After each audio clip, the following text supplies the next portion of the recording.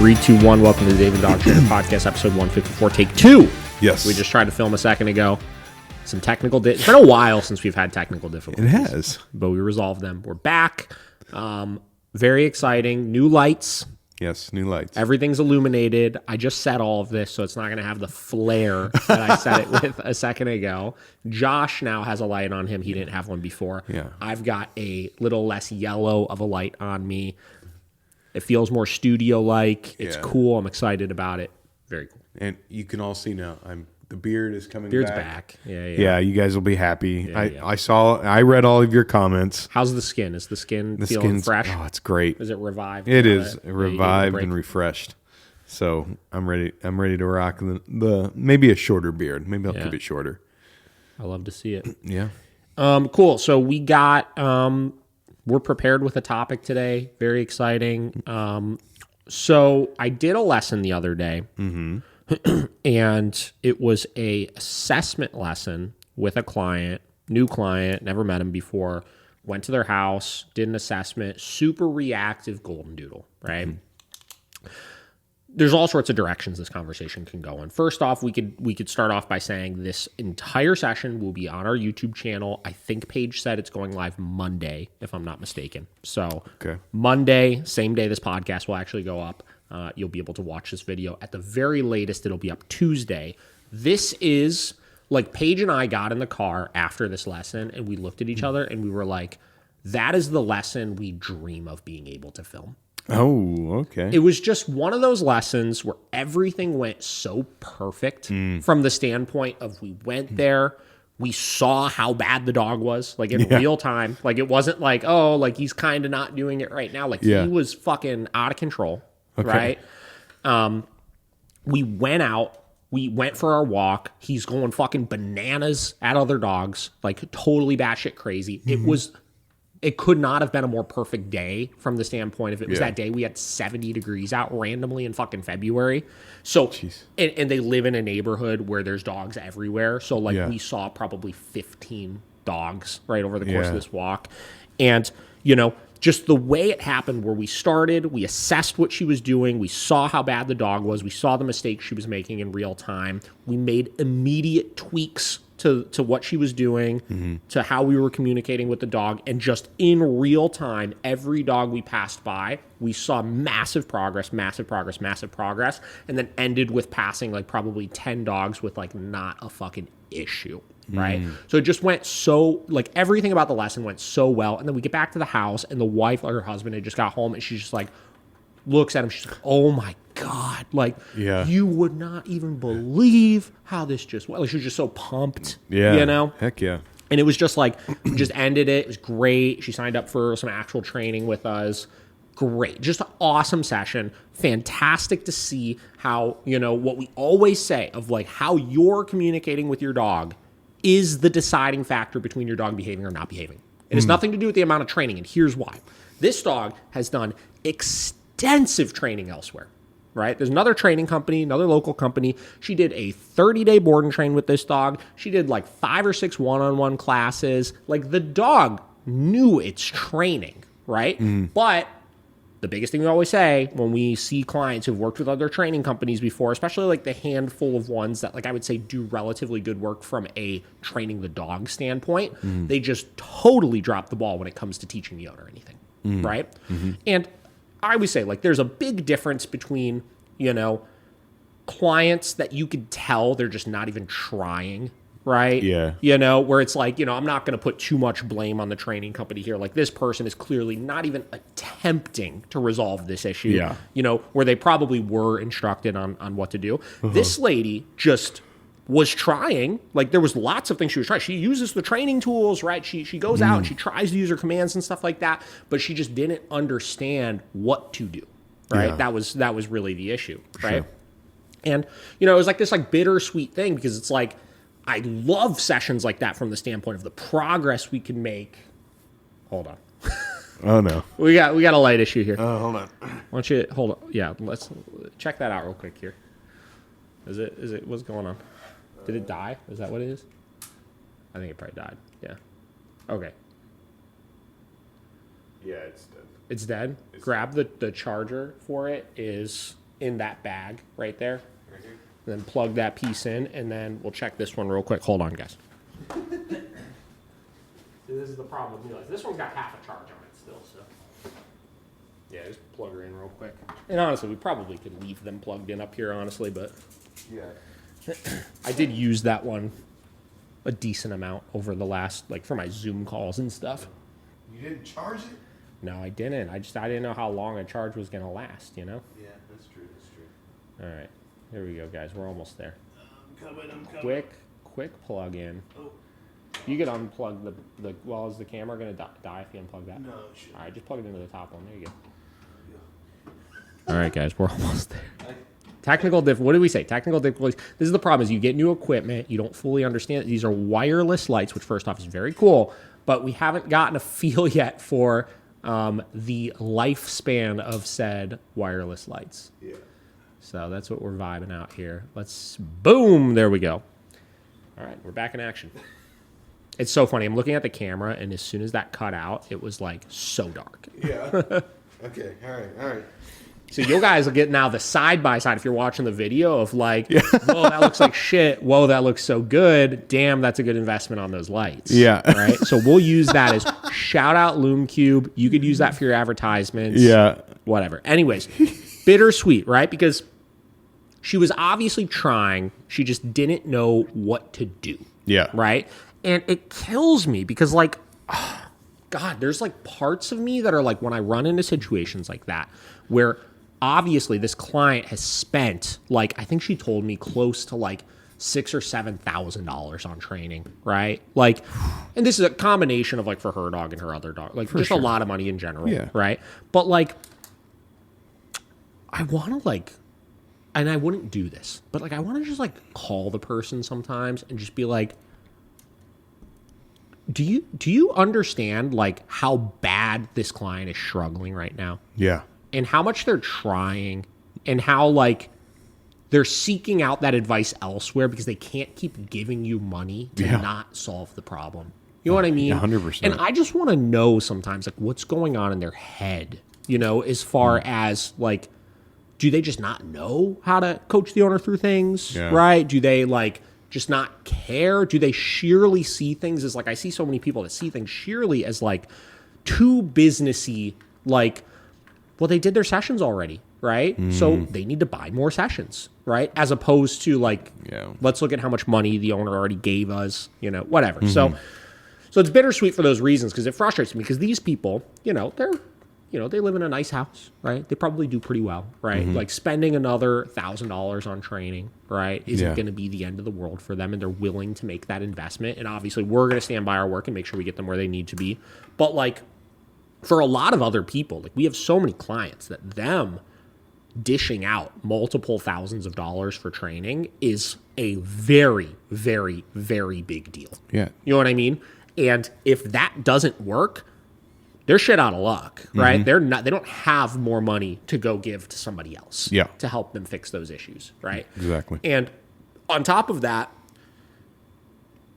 in other cases, whether they have the money or not, if they pay $4,000 for training, $5,000 for training, and it quote unquote doesn't work because of a discrepancy with the trainer doesn't know how to actually solve the problem, right? They could just lose hope thinking I hired a good trainer, so why would anybody else be different? Yeah. You know what I mean? Which is why in a lot of cases, like with this lady, she was so mind blown after our one session of how much progress we made because it was more progress than she'd ever seen doing lessons before. So in her mind, probably, we far exceeded the expectations of what was possible with her dog in that hour-long session. Yeah. You know what I mean? So it's tough, right? And that's why it's like bittersweet. And it's frustrating that we find ourselves in this situation all the time. And I'm always happy to help people, you know, fix their dog's issues or progress past their issues that they're experiencing. But damn, would it be nice if, you know, it wasn't taking them going through fucking 3 other people, you know, before they got there. So whatever. So that kind of led me to, you know, while we were doing the training, and when we're working with reactive dogs in general, we've talked a lot about this concept of, you know, as one of my clients told me a long time ago, and I've hung on to it because I love it, this concept of defensive walking, right? When you have a reactive dog, as you're progressing through the stages of their training, it's not as simple as just go for your walk and just correct your dog when they start reacting, right? There is a degree of incrementally setting your dog up for success through the routines that you have when you see other dogs, through how you're navigating the walk. Like in this case, there were so many times where we're walking and it's like, we're about to do a training drill with this dog coming over here, but then I see back there's another dog coming this way, and down this side street, there's a dog coming this way, and we have to be able to navigate walking and positioning ourselves where we don't get caught off guard trying to work with this dog, but then get blindsided by this other one walking 3 feet past us, from over here, or vice versa, right?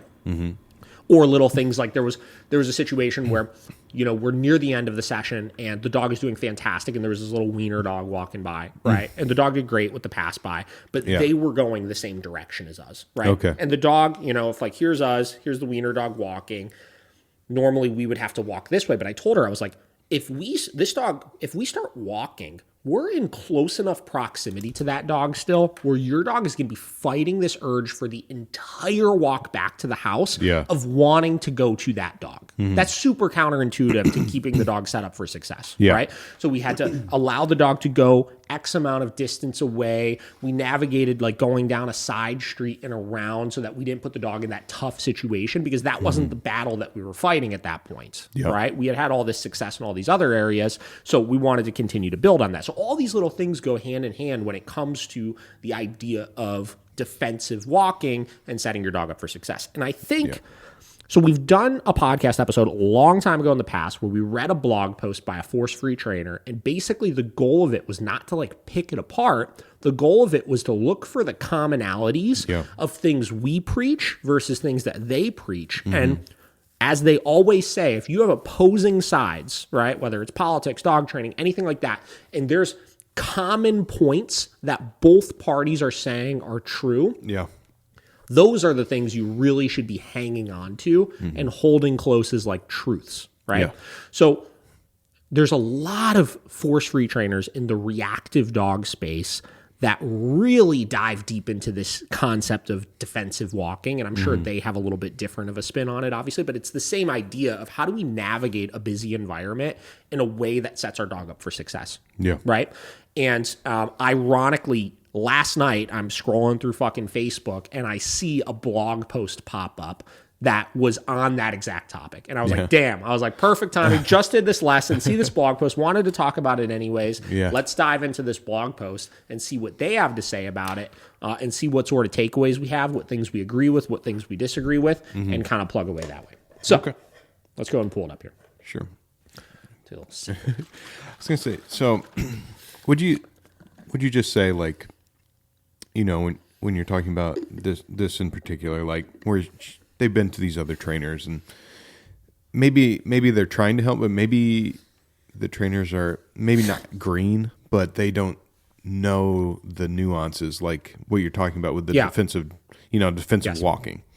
Well, it wasn't even that, right? Like more than anything, it was the use of the tools, right? It was the way they were coaching the owner through what to do and what not to do, right? And all those types of things. Again, if you watch the video, you'll get a taste of it. But yeah, I don't even think it's green trainers, because a lot of these people, like this person in particular, has a decent amount of experience, right?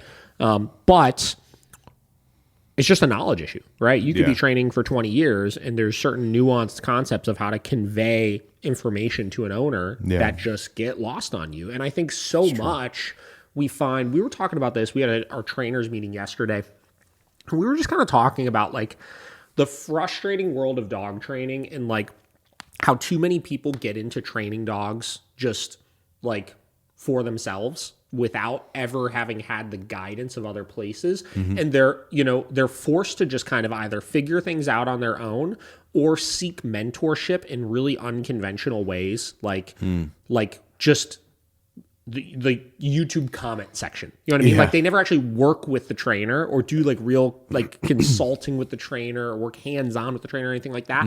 But they're just like at the mercy of constantly asking questions. And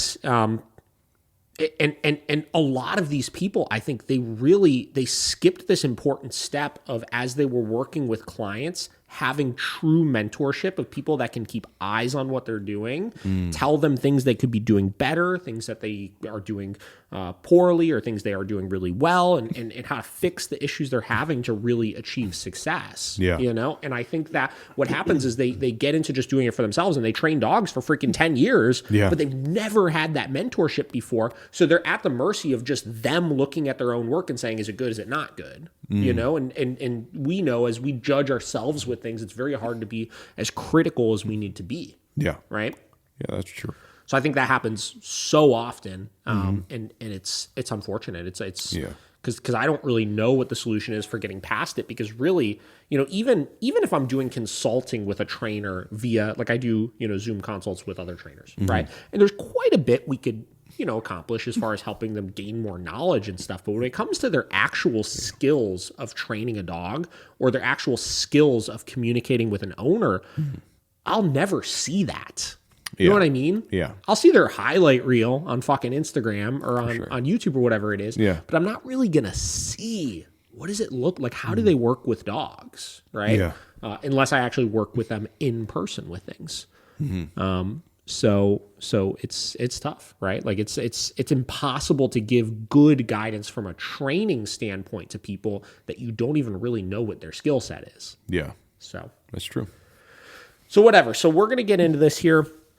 This blog post is on aggressivedog.com, which is Michael Shishikako or something like that. I don't recall exactly what the name was, or how to pronounce his last name, I should say.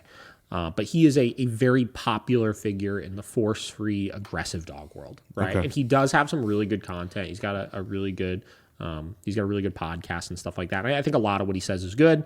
But again, he's a force-free trainer, so there's definitely going to be some things we disagree with. Yeah. So this particular blog post is not by him. It's just on his website. This blog post is by Dr. Sarah Shapiro Ward, CPDTKA, KPA, CTP. All right. So listen, whatever. She got a lot of letters after her name, Awesome. right? We'll see what we got to say about this blog post. So let's start here. The blog is called Navigating the City with a Sensitive Dog. All right. Life with a dog who barks, jumps, lunges, or bites can be difficult in any environment. But navigating a dense urban space with a sensitive dog often feels like an impossible task. Many urban dog owners feel overwhelmed, trapped, or defeated by even simple tasks such as using the elevator or crossing busy intersections. As an urban dog trainer, my job goes beyond coaching my clients through the process of behavior modification training. We must also cover practical tactics for navigating urban settings so that these training plans can stand a chance of working. Over the last 6 years, I've lived and worked downtown in Canada's most densely populated cities, Toronto and Vancouver. Succeeding in the city is possible, but it requires some strategic thinking. In this article, we'll take a closer look at what it takes to find success with tricky dogs in busy places. So far, I agree with everything she's saying. So no matter what training program you're using, if you're not successfully managing the environment around you, you are setting yourself up for failure. Yep. Right? You have to build on success and wins and reduce the chance of anything let me revise that. Reduce the chance of too many stressful things happening that you're not in a position to help your dog overcome, whether that's due to your dog's threshold, you being prepared, your routine you need to implement, and if you have enough time to implement it, whatever it may be. So like navigating cities with a reactive dog, like you could do all the work you want, right? But if every time you turn a corner, there's a high probability there's going to be a dog right there freaking out at your dog that's going to set your dog off, that will set your training back, right? Yep. You've got to figure out a solution for that. If your dog is really reactive to people and dogs and you're not successfully able to stop dogs and people from coming up to your dog when you're out and about, that's going to set your training back, right? Et cetera, et cetera, et cetera. So yeah, totally agree. First paragraph there. So let's keep moving here. The most important factor, environment. And also, I've never read this blog before, so we're all reading this in real time with each other. Most important factor, environment. Behavior modification is the field of dog training which focuses on changing a dog's behavioral response, typically from an unwanted, aggressive, or fearful behavior to a more humane society-approved behavior. It may seem surprising, but the most critical factor for any behavioral modification program is the environment. Well before we start working with our animal, we must determine where to train in order to give our dog the best possible chance of success with the program. The correct environment must have both sufficient space and adequate exposure to the types of stimuli known as triggers that prompt the problematic behavioral response. Again, don't disagree with anything so far. The only thing I would caveat onto this is I don't think the environment we're training in is as important as our ability to control the environment we're in, right? And when I say control the environment, I don't mean like waving a fucking magic wand and making sure people don't come out of certain doors and like all that kind of stuff. But I mean controlling your dog's perception of us being able to control the environment. So that means, again, being able to ensure when I go into an environment, is this a place I can make sure people don't approach my dog? Yeah. Is this a place I can make sure I don't get too trapped in a corner, right? Because of the way that, you know, the people and dogs come out of certain areas or whatever it may be, right? For sure. You know, all of that kind of stuff, obviously. City dogs may develop inappropriate behavioral responses to all sorts of triggers. I've worked with dogs who react aggressively or fearfully when confronted with construction sounds, joggers, dogs, skateboards, bicycles, cars, children, umbrellas, wheeled luggage, cats, air brakes on buses, mounted police, and postal workers, to name just a few of the more common ones. City life is vibrant, crowded, loud, smelly, and fast-moving. It can be exciting for many of us, but for our dogs, it can be overwhelming. Whatever your dog's triggers are, you will need to have some access to them in order to work on changing your dog's behavioral response. So the access to them is very important because I think sometimes when we think controlling the environment or controlling the environments we're putting the dog in, we think of avoiding the triggers, right? Which is obviously not the case, right?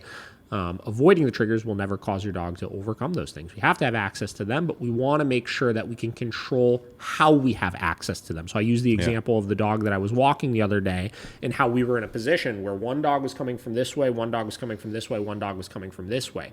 That is not an ideal situation to put myself in because I can't focus on all those at the same time. And I can't ensure that if I'm focused on this one, that I can move in a way where this one is not going to catch up to me and be 3 feet away from me. Right? So you have to have access to them, but you have to have control over how you have access to them. And that's going to be where your defensive walking comes in. And you're kind of predicting of where the paths of the dogs are walking, where's the position you could put yourself, where as they're walking by, none of them are going to get too close, et cetera, et cetera. Yeah. And especially in a city setting, you're never going to avoid everything. There's just no way. Super hard. Hard. I'm working with a client in New York right now virtually, and they live in Brooklyn. And it's their ability to create space is much more difficult. You know? Very much. So a lot of it is teaching them, you know, a lot of this kind of stuff of like, how do we be more strategic about, you know, how we're going for our walks, how we're predicting some of these things from happening and setting the dog up for success. Physical space is the key to setting up our dog to perceive the trigger without immediately provoking the unwanted behavioral response. This allows us to implement our training plan, which happens once the dog perceives the trigger. Enough physical space should be used such that the trigger appears at an optimal distance from the dog, close enough for the dog to see the trigger, but far enough away that the typical stress response is significantly diminished or mitigated entirely. Adjusting distance is one part of the process known as desensitization. Without this setup in place, most behavioral modification plans will quickly fall apart as dogs become reactive, unresponsive, or panicked around their triggers. When you live in a bustling urban environment with lots of limitations on physical space, finding the right place to train can take some creativity. So again, I don't disagree at all with this. Distance is important. And I think us as balanced dog trainers, because we can implement corrections and we could shrink that threshold a little bit, or I should say increase that threshold a little bit, we don't talk enough about the use of distance, right? Distance is still absolutely important, even though we can implement a correction to increase the dog's threshold and make them more tolerant in closer distance. Yeah. But that's where I would caveat, we don't have to worry as much about the distance because we can utilize corrections in these situations. For sure. You get what you repeatedly practice. The big problem here is immediately obvious to those who have dog reactive and people reactive dogs. The moment we leave our homes, we are surrounded by many triggers without sufficient physical distance to ameliorate our dog's reactions. Whereas a skateboard may appear unexpectedly and provoke a reaction once in a while, more common city triggers such as people and dogs provoke reactions near constantly. Our poor dog becomes stressed and frantic before we're even 3 steps down the street, and by the time we reach a suitable training space, our dog is simply too stressed to be successful. Repeated, uncontrolled trigger exposures and their associated behavioral outbursts will exhaust our dog ahead of our training session. Furthermore, repeated incidents will increase their baseline stress levels, erode resiliency, and serve to further cement the reactive behavior as the behavioral default throughout repetitive rehearsals. So this is a really, really fancy way of saying the more your dog rehearses being reactive, the harder it is going to be for you to overcome it. Yeah. This is where, especially in city environments, I think the force-free community fails is because they are solely dependent on either avoiding the triggers, having ridiculous amounts of space in order to prevent the dog from reacting in the first place, or controlling those things around them in order to stop the reactions. Where I agree, we can't let the dog rehearse these behaviors, and we need to do whatever we can do to make sure the dog doesn't rehearse these behaviors. But the added implementation of punishment to decrease the unwanted behavior allows you to be more successful when you're out and about in not letting the dog rehearse these things. Okay. For behavioral modification training to work, we have to clock up more successful encounters with triggers than unsuccessful ones, and in quite a large ratio. Simply put, you get what you repeatedly practice. If your dog reacts multiple times per walk every single day, the training program is unlikely to work, regardless of how well we may have constructed it. Dogs may develop chronic stress when exposed to their triggers often and over a long period of time. For city dogs, chronic stress may manifest itself in a constant state of fear or hypervigilance when out for a walk near the home or otherwise where the triggers typically appear.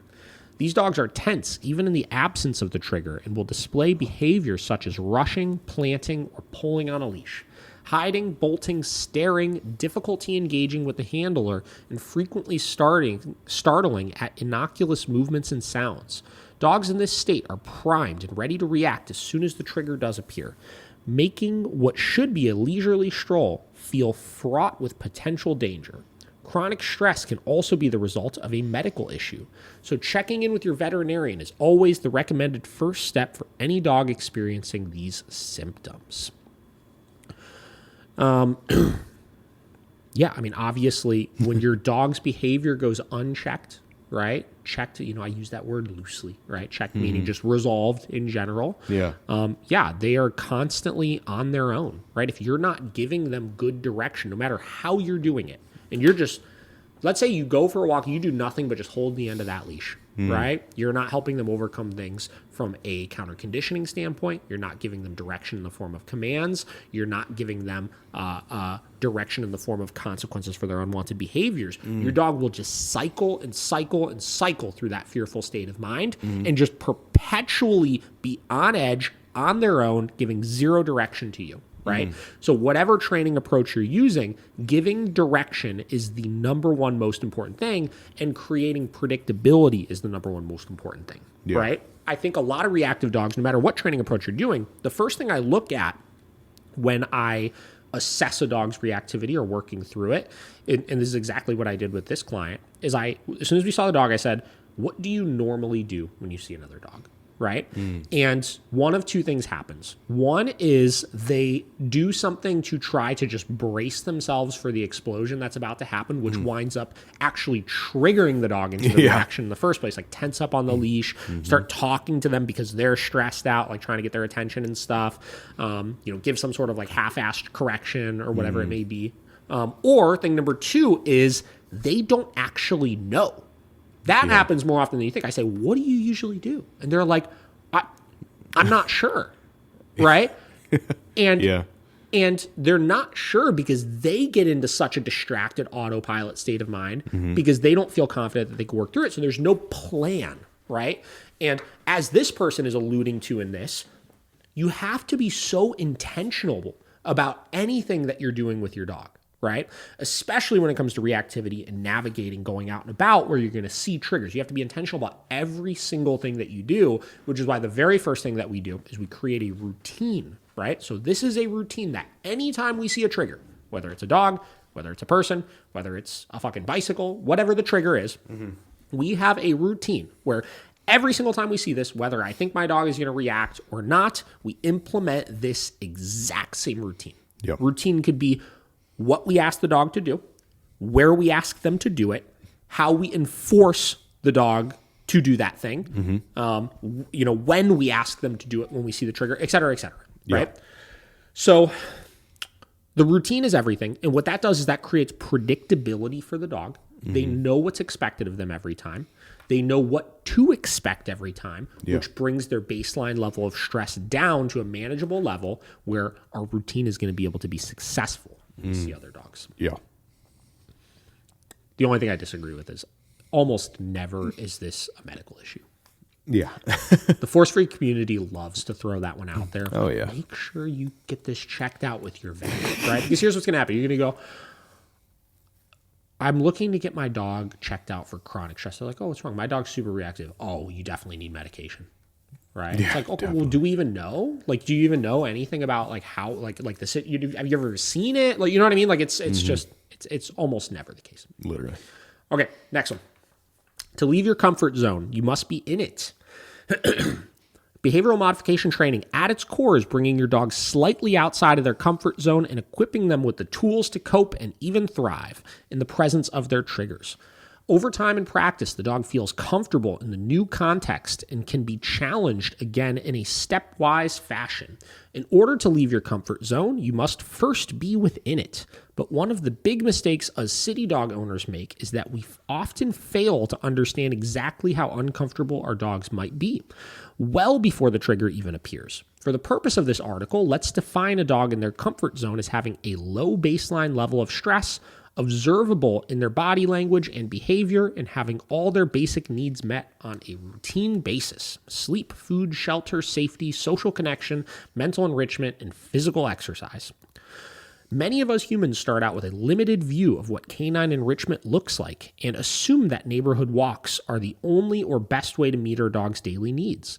While true for many dogs, as explained above, sensitive city dogs may be suffering more harm than good on daily neighborhood walks. Taking local leash walks off the table can provide a sense of relief, but also dread. How can we ensure our dogs are well cared for and happy in the absence of regular walking? Each dog's needs are so different, so the frequency and type of enrichment you may offer may vary between individuals. Since meeting your dog's needs must come first, even ahead of training, let's explore some options for fearful, aggressive, or otherwise sensitive city dogs.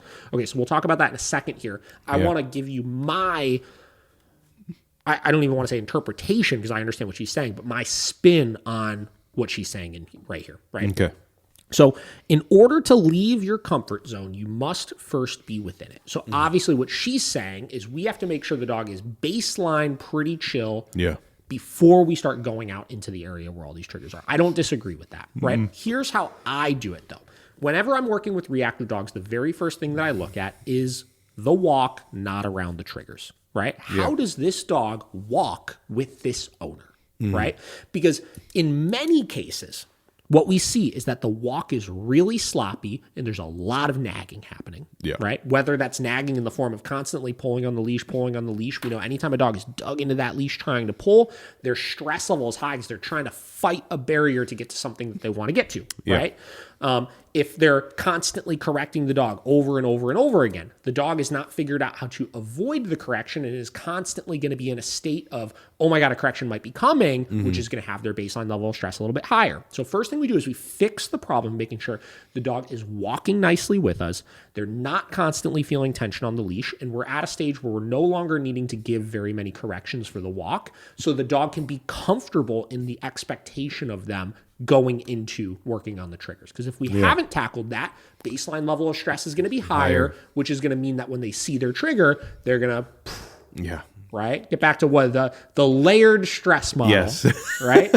Yes. I do like that. Listen, I try to take things away from stuff. I never really dug into. It's a concept. I feel like it's kind of like common sense, if you will. I feel like us as dog trainers know that, right, to be true, and we've always followed those principles. But being able to articulate it really clearly, I think, is nice for clients to understand. Yeah.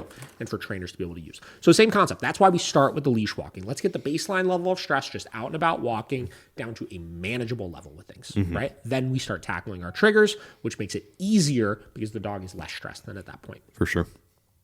So next thing she's saying is sometimes that means nixing walks.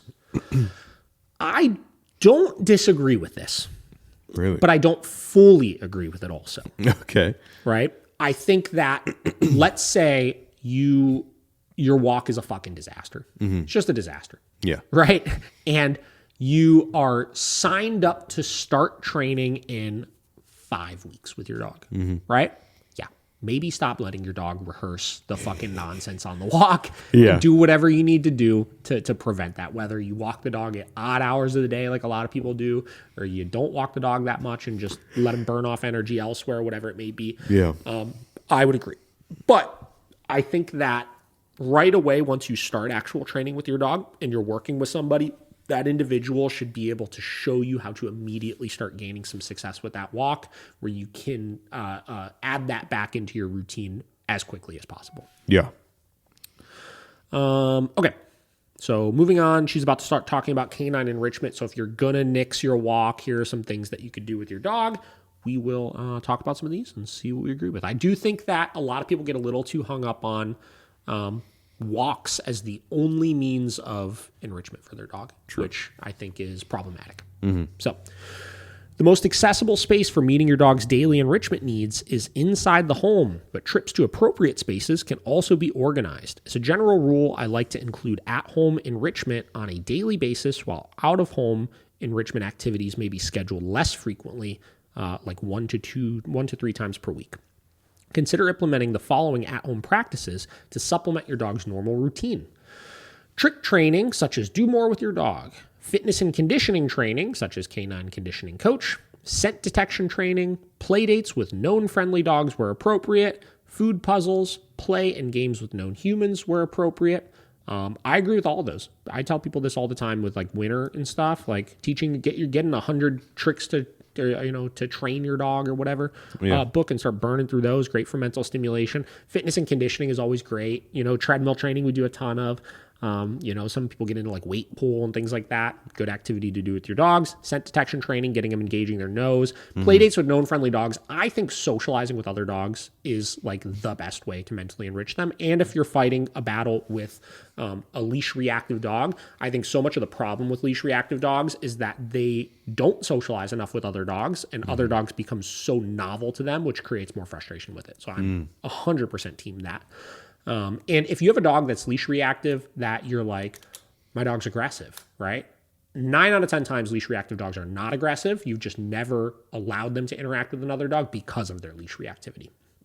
Food puzzles, if you want to. Play games with known humans. Yeah, just interact with your dog. Play with them. Engage them, right? For out-of-home spaces, consider renting a backyard or similar space through an app such as Sniff Spot, renting a doggy daycare or trainer space after hours, renting a dog-friendly swimming pool, renting a dog-friendly event space, transport out of the city for high-quality enrichment walks, transport to a quieter neighborhood within the city, leashed walks at a local cemetery, leashed neighborhood walks at off-peak times. I think those are all fine. Yeah. Nothing wrong with those, obviously. Where to train your dog? Having met your dog's basic needs, the second step is to discover and utilize city spaces which enable deliberate behavioral modification training around specific triggers. As noted earlier, these spaces must allow sufficient physical space to mitigate stress reactions while still allowing for controlled exposure towards the triggers that prompt unwanted behaviors in your dogs. Many trainers use setup style training at a dedicated facility to achieve results quickly. Setup style training can be done in two main ways. A helper is brought along to act as a trigger for the working dog. The helper is usually a person with a specific trigger, or a person with a calm dog. The helper can be brought into and out of range of the working dog, allowing for precise desensitization and counter conditioning protocols to be practiced. For reactive dogs, a group class of several dog reactive dogs may be conducted, allowing for each dog to act as both working dog and helper dog as a part of the class. When run well, these classes can be extremely effective but are more difficult to manage. Okay.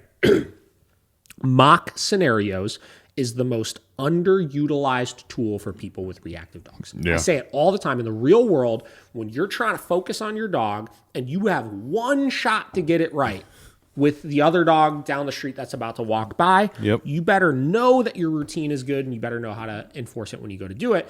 Where sometimes if you fail and that dog goes away, that is a success in your dog's mind that the reactivity works. Where if you could set up these things, even like let's say you just started training, like this client, right? If you've got a friend that lives around the corner with a freaking dog and you could every day for 7 days schedule a time to work a couple pass-bys with that dog, your ratio of successful passes-by to unsuccessful pass-bys is going to fucking shoot through the roof, increasing your probability when you see the random ones that it's going to be successful, and you'll be more practiced in your routine to be ready and confident in the real-life situation to work through it. That is super underutilized, and I 100% support that. As far as the reactive dog groups, those are a fucking disaster. Avoid those like the plague. All right. While setup style training with a helper can be extremely effective to establish skills in both the dog and handler, it does have major drawbacks. The carefully constructed setup environment cannot fully encapsulate the real-life pace of city spaces. For very sensitive dogs or inexperienced handlers, a course of weekly setup sessions can be conducted at the beginning of the training plan to rapidly build key training skills needed for a real-world city life. For many dogs, this step may be skipped entirely, and for all city dogs, it is necessary at some point to conduct training around the dog's home in order to achieve success in these spaces. So I agree that if you do this just in a facility setting, your dog will just catch on to the fact that they're in a new place, and this is the routine there, but it's not going to help you that much outside of it, aside from let you practice things. I'm talking if you could set things up in the environment your dog has problems in. Whew, hold on, I gotta sit here. It's a lot of reading here.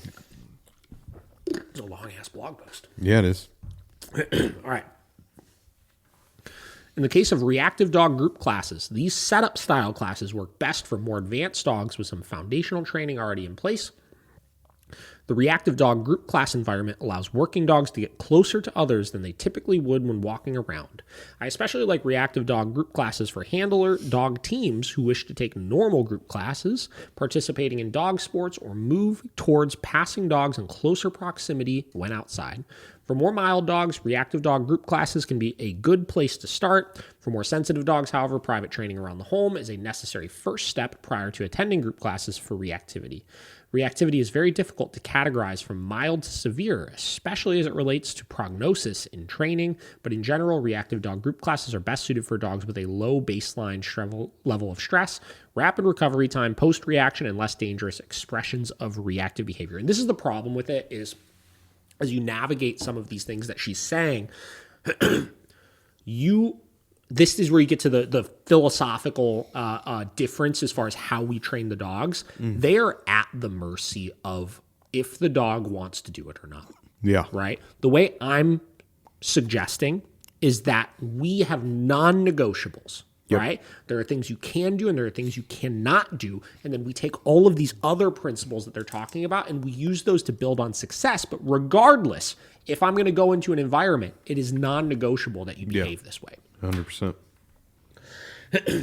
In lieu of or in addition to standard setup training, it is efficient and effective to train in the city itself. Finding the right space and arriving there safely can take some time, but there are many benefits to training in this way. Spaces local to the handler are more convenient and accessible, allowing for training to fit into a daily routine more easily. Handlers can more easily practice in between coaching sessions, which dramatically lowers the cost per session of the training compared to the setup training only. More training is done, yielding faster results. Training sessions can be conducted in short blocks, 10 to 15 minutes, frequently 4 to 10 times per week, rather than weekly sessions of 45 to 60 minutes. Short, frequent sessions allow the dog plenty of time to rest and reset in between, which has a positive effect on resiliency. As our dog improves, training routines can be gradually morphed into more casual walking routines. Gradual routine changes over time are generally more favorable for preventing regression and establish long-term behavioral habits. I totally agree with that last one. That's where you get to the routine, making sure you have a consistent thing you do when you walk your dog and when you see a trigger. Yeah. As far as the rest of it, I would agree with that. Short and sweet, like a 45 to 60 minute training session, you're not going to get as much done as if you do it every day for 10 minutes. Yeah. Right. So that's why I said, setting something up for a week where you're going to see this dog for even 5 minutes once per day to get a successful pass by. Yeah. It's very, very beneficial. The types of spaces I regularly use for training in the city fall into 3 main categories: limited vision areas, large open areas, and protected high ground. Protected high ground, huh? Anakin, I have the high ground. Oh, Lord. Don't do it. You underestimate my power, Master. Jeez. Man, you know those Bro, to a T. big Star Wars fan. Big Star Wars fan. Hold on, I gotta let the throat rest for a second here. Yeah, jeez. Any questions so far, Josh? No, I feel like 95% of this we're in a pretty much agreement with, The only disagreement is just the philosophical difference of how we should be training the dog. Yeah. But past that, this is universally good advice. Yeah. And I really do like the smaller increment trainings. Yeah.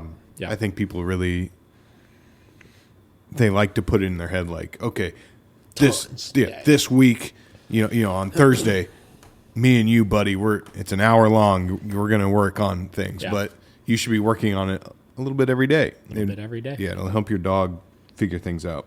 And you could tell, like, when you go to people's houses sometimes, or you do sessions with people, you could tell the ones that practice it at the training session. Yeah. And then when they go home, their routine totally changes. Right? Yeah. That's the thing you're constantly fighting as a trainer is you have to do this all the time. Yeah. Right? This has to be a part of your life. This is a part of your identity as a dog owner. Yeah. Is doing this. Yeah. And that'll help you transition into that if you're breaking it up. Yeah. Okay. So limited vision areas are enclosed spaces like alleyways, parking garages, underpasses, or similar. Ideally, no triggers are present in the enclosed space itself, and the space has at least 2 safe entry and exit points to allow avoidance of the triggers that do come in so that the dog is never trapped. The space should open up into a busier area in at least one place to allow for viewing triggers at a set distance. Alleyways are ideal for this, as they naturally have 2 exits and visually block most of the environment. Choosing an alleyway that opens into a busy street on one side with quiet areas to escape will allow the handler and dog team to view triggers from relative safety. In downtown Toronto in particular, a large network of laneways running parallel to busy streets allows for efficient training, and most of the advantages of in-facility setup sessions can be mimicked. So their idea here is like if you have an alley and then you have a really busy street right here, Yeah. and you're working in that alley, your dog can't see everything except that brief moment the trigger passes by. Yeah. So they're going to see it just for a second, and then you can implement whatever routine you have, and then the trigger is gone within a second, right? pretty So it's decreasing the probability your dog will just start building and building and building because they're forced to look at it for really long periods of time. Yeah. Right. So it's smart from the standpoint of, that's an intelligent way of looking at doing this. You get back to the unrealisticness of 99% of your training is that you're not going to be able to do that. Yeah. Large open areas are harder to find in the city, but can offer significant advantages in terms of space and trigger exposure. Large sports fields, schoolyards, and on-leash parks can give excellent visibility to triggers at a distance without compromising the ability for the handler and dog team to move around the space. Large open areas pose more risk than other training areas in the city, especially for dog reactive dogs, as many people in the city shirk leash laws and allow off-leash dogs to approach reactive dogs at will. When using an open space for training, it is wise to carefully scope out the space ahead of time without your dog present to rehearse exit strategies if an off-leash dog or other trigger were to approach. In addition, I encourage muzzle training for working in these environments, even if the working dog does not pose a bite risk. The muzzle is a potent visual signal to ward away unwanted attention. So I agree. So the idea behind this is if you have a really massive field, you can see everything going on around you, and you have so much space to create distance in any direction you need to from whatever trigger it is. Yeah. Again, smart. The thing about the muzzle being a visual signal to ward off unwanted attention, it absolutely can be. But I'll tell you, I've seen so many freaking people to see a dog that I have on muzzle and be like, "Can I pet that dog?" And I'm like, No, not really. Protected high ground spaces are raised areas which allow for extremely good visual range into the environment while preventing any triggers from easily approaching. Condo balconies, bridges, lookouts, and other protected raised areas can be extremely useful for city training. The same rules apply here as to the limited vision areas. Make sure there are at least 2 ways to leave to ensure you're not trapped in a tight space with an oncoming trigger. Yeah, I mean, I guess that one is fine. I think the other 2 are a little bit smarter than that one, though. Yeah. You don't like the high ground. So this is where I'm curious to see what she's going to say, because this is the part of how to get there. So now you have to navigate to these training spaces in a way that your dog is not going to be reacting at triggers. So, and this is where you start getting into, like, there's a little too much avoidance involved in these training programs being successful, which I think is very unrealistic, especially in busy cities. In the city, incidents of reactive behavior typically occur in clusters at specific locations, which I call hotspots. These locations are usually physical bottlenecks close to home with frequent triggers: condo hallways, elevators, lobbies, intersections, narrow sidewalks, and blind corners. Identifying where not to train is just as important as identifying suitable places, and hotspots are best avoided entirely where possible. The characteristics of a hotspot are the opposite characteristics of suitable training space. Hotspots lead to incidents because there is insufficient visual range to spot oncoming triggers with plenty of time to leave, or there are not sufficient exit routes, so our dog ends up becoming trapped in the space with an oncoming trigger.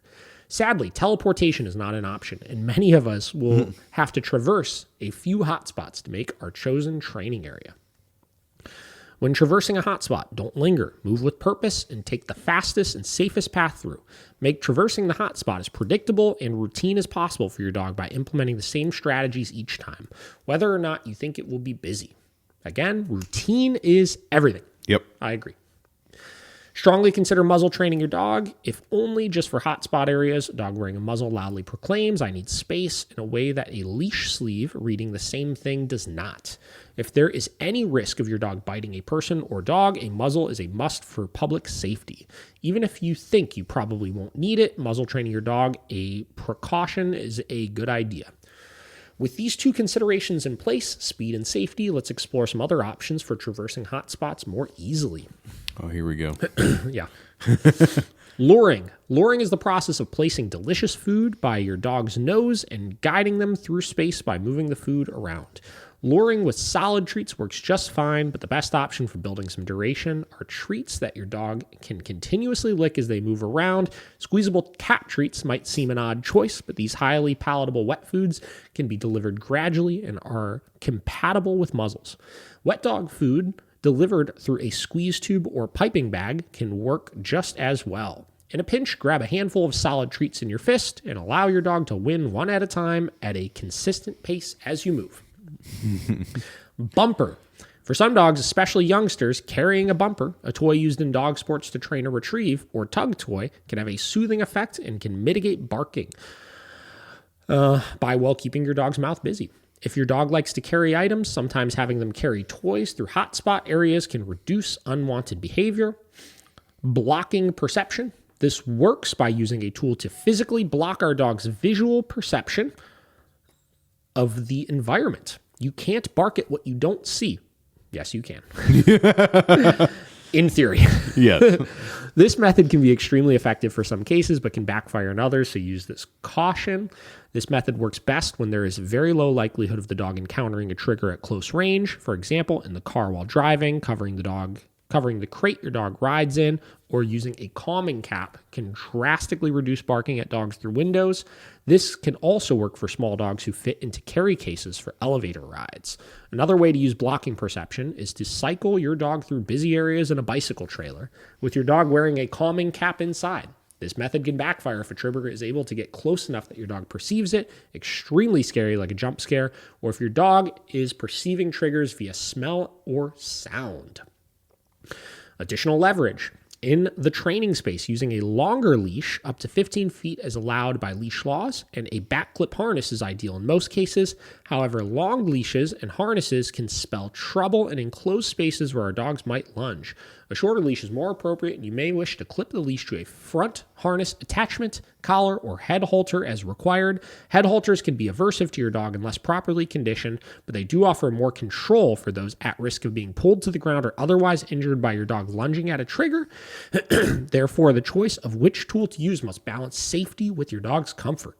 If using an additional leverage tool like a head halter for hotspot areas, switch back to the lower leverage option as soon as it is safe to do so. So I love these fucking caveats they put in sometimes. So that one kind of kills me a little bit, because what they're saying is head halters can be aversive to your dog unless properly conditioned. No, when they're properly conditioned, the reason why it works is because it is aversive to have your dog's fucking nose pulled to the side. Yeah. Right? No different than if they pull on a prong collar, it's aversive. Or if they pull when we use an e-collar correction, it's aversive. Yeah. An aversive is an aversive. Right? Yeah. So what they're saying is, actually, if it's a safety risk, you could use it, but don't use it for too long. Yeah. Right? But then they shit on everybody else for any use of any sort of aversives anywhere else. Yeah. Right? But they're openly admitting right here that aversives are very beneficial for the safety of the human and to help the dog not rehearse these behaviors. Yeah. Bypass. Where possible, avoid hotspots entirely. Where this isn't possible, try to alter the route to find the path of least resistance. One example of this is taking the elevator to the second floor of your building, then taking the last flight of stairs to the lobby. By doing this, you could bypass the elevator opening up into the lobby, which is the busiest place for the elevator to be, taking the stairs, exiting through underground parking lots, or through the back alley where the garbage bins are kept are also a great way of reducing the intensity of the hotspot space. When out and about, bypassing triggers by crossing the street or backtracking entirely, choosing quieter intersections to cross, or picking walking routes with fewer difficult areas is also generally wise. Again, I don't disagree with this, right? It's just, how far are we going to go to avoid just telling the dog no? Right. You know what I mean? To just tell the dog, no, you're not allowed to act like an asshole in the fucking lobby of my apartment building. Yeah. Instead, I have to go back through the back alleyway. Yeah. Every time. Island hopping. Island hopping is a little nickname I've given to the process of resting between hotspots. In a typical neighborhood walk, there may be several difficult hotspot spaces to traverse before you reach your destination. Mapping these out can give you an idea of where to find islands of safety to rest at after finishing one spot and before tackling the next. Usually these islands are grassy street corners or setbacks, but I found some nice cool down areas in the center of roundabouts, behind bins, in car parks, or even around large pieces of public art. It's much easier to tackle hotspots one at a time than running them as a gauntlet, so take the time to rest in between each one. Do you agree? Giving yourself a break can be very important sometimes. Again, where I disagree is that if we don't do that, there's no way we could keep the dog successful. Yeah. You know what I mean? Yeah. Like if I don't hide somewhere away from triggers, my dog will still be going fucking bananas batshit crazy. Yeah, for sure. Next one, scouting. This one, without even reading this, I'm probably going to totally agree with because I talk about this all the time. Okay. If there are two humans, assign one human the job of scout. Scouts can look around tight corners or open doors to check for triggers first before signaling to the handler or dog team that it is safe to move. There's not much scouting you could do if you're working alone, although installing circular mirrors in condo stairwells can help tremendously with permission from condo management, of course. Another advantage of having multiple humans is the safety in numbers effect, whereby the working dog feels safer in a large group. I don't agree with that last part, that having multiple people there helps the dog feel more safe, right? But yeah, absolutely. Like if you live in one of the things, the New York client, they were saying like, they get caught off guard going around corners a lot, but they generally walk together. So that was an easy fix of have one person go look around the corner before you walk around the corner. Yeah. Right. Driving seems like an obvious solution for avoiding hotspot areas, but in practice, many urbanites do not have regular access to vehicles. Where cars are available, we can make good use of them. Cars can help in many ways, from bringing the dog out of the city entirely for enrichment purposes to providing an island of safety where you can go. You could train from inside the car, giving a view of triggers from a protected space, or you could drive to the best training spot in the city rather than settling for the spot that is merely decent around the corner. For some clients without cars, it may be possible to carpool or use a car-sharing app where driving isn't possible. Bicycling with a dog trailer may be, however, for many options, are simply not practical. What do we got here? We got just a little bit more. There we go. We're going to burn through the rest of this here. Okay.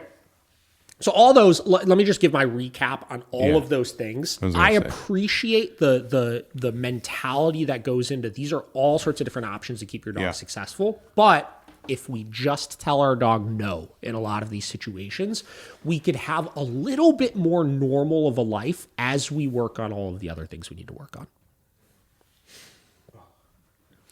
When the going gets tough, the tough gets going.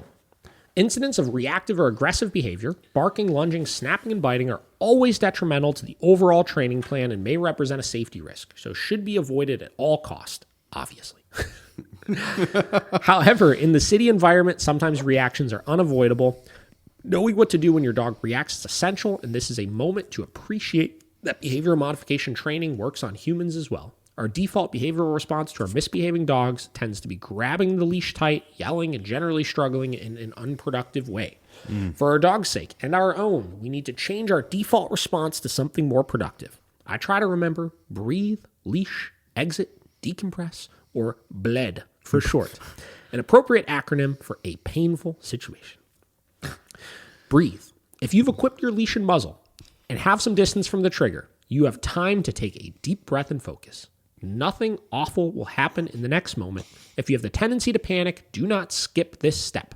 Panic reactions from the human, such as yelling, grabbing, or jerking on the leash, have a tendency to worsen the dog's reaction overall. By breathing deeply and taking some time to consider, we can act with a calm purpose, which can help de-escalate the situation much quickly.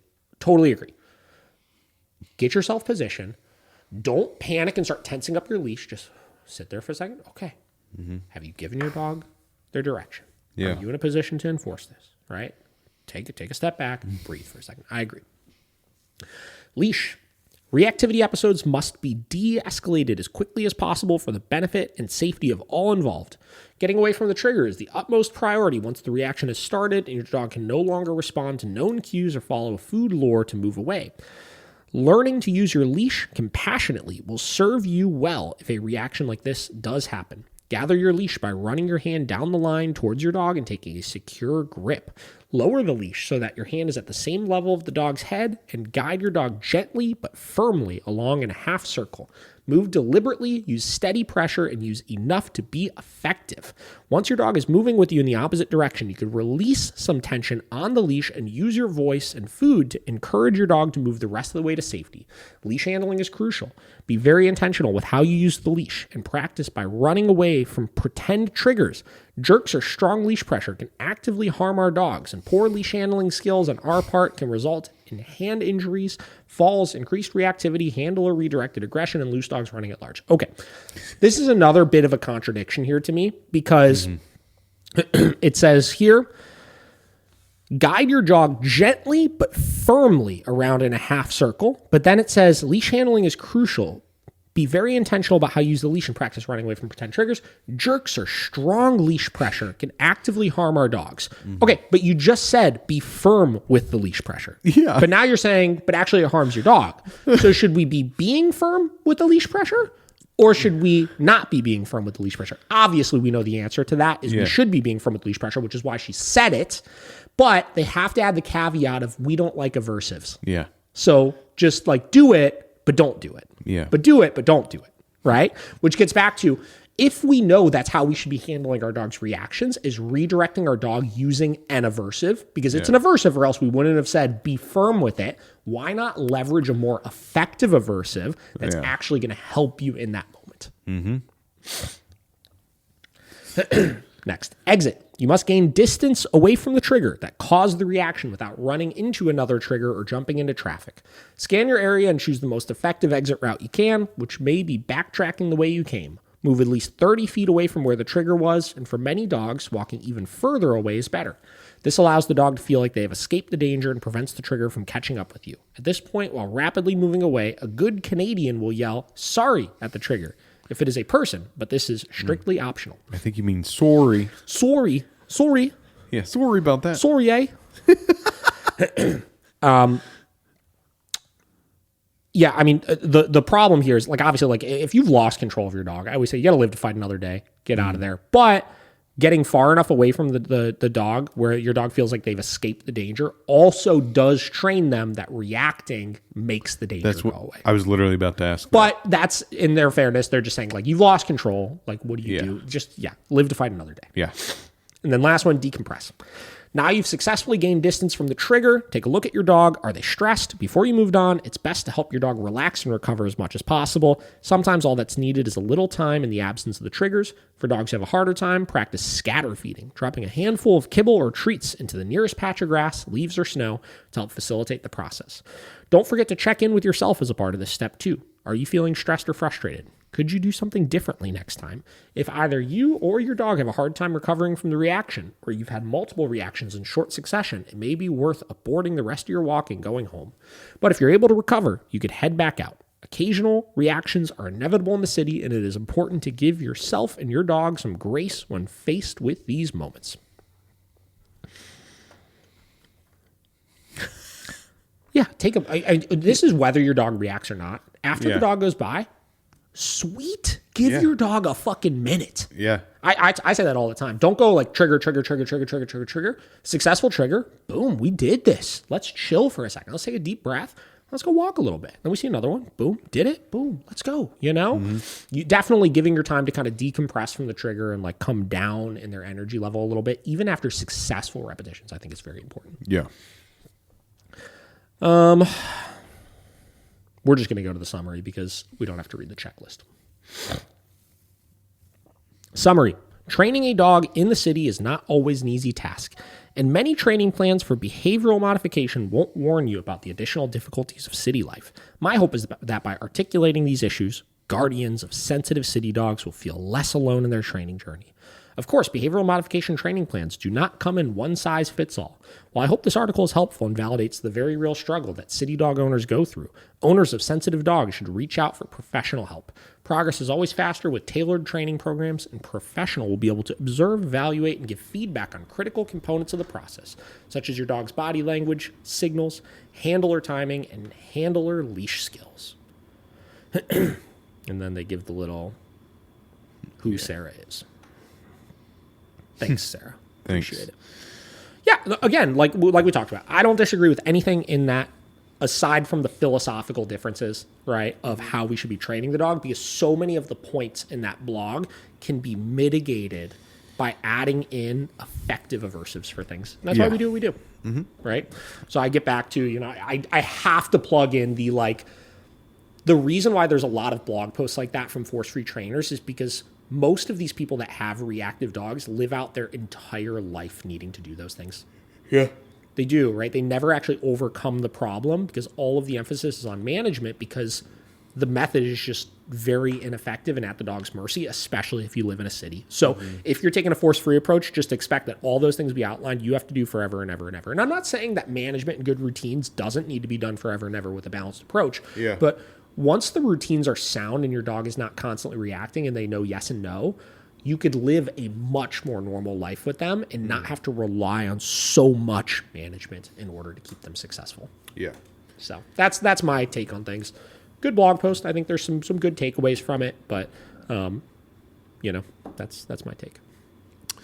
Yeah, for the most part, it was good, but I feel like if you had a balanced approach, this blog would have been about a third of the size it was, Yeah, and again, if we're looking at this blog from the standpoint of like your first week training your dog, right? Like, sure, cool, right? I just know that in many cases it's like a lifetime thing. Yeah, exactly. And I do feel like kind of what you said before we started reading into it, it's like a lot of just trying to avoid all your problems, but in the cityscape, the fastest way to get through everything is just to have that good, firm no.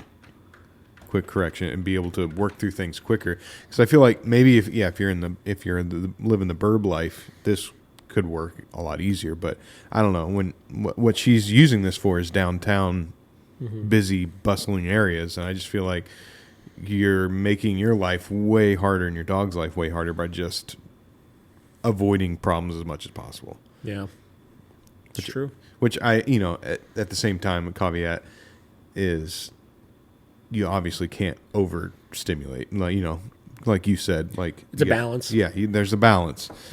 And I think, which is why it's important. Which is why I wanted to read it. Right, like a lot of those things are techniques that if you're currently not sure on where to start, you could implement a lot of that kind of stuff. The big takeaways are don't let your dog rehearse the reactivity and use all of those techniques to make sure you don't allow the dog to rehearse those reactivity while you develop your training approach and while you develop your routines for things. Then once you've developed your routines, a good routine should increase your dog's threshold enough so you could start chipping away at those management techniques until you achieve a more normal life. Yep.